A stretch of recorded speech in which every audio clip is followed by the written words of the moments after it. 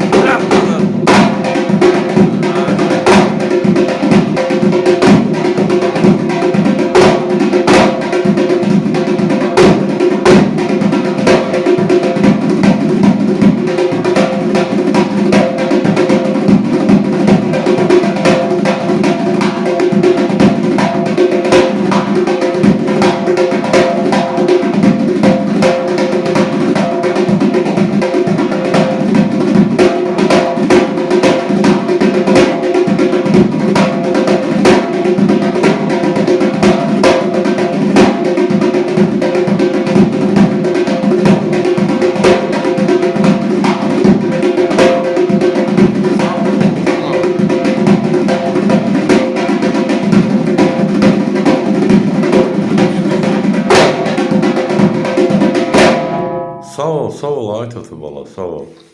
Namik ki, hala çox şeylər var idi, onlardan yəni istifadə eləmədi. İnşallah, yəni Cəngir ritmlərinin şahıdır o heç. Giriş bənd həmişə Cəngi ilə olubdur. Ancaq indi bir dəqiqə Cəngidən çox istifadə eləmirlər, Qazağı ritmindən. Mən ona görə də yəni Qazağı ritmini həmişə irəli salmışam. Ha. Sağ ol Tofu baba. Ellərin müəllim yaşayış yeri Gəncə şəhəri iş yerimizdən Milçolar Mədəniyyət Sarayının qapısı xalqın ballarının üzünə açıqdır. Biz hazırıq qəbul eləyək. Nəyi biliriksə də Yoska baba. Tələbələrlə paylaşır. Tələbələrlə paylaş. Sağ ol, çox sağ ol. Tofu bala sağ ol.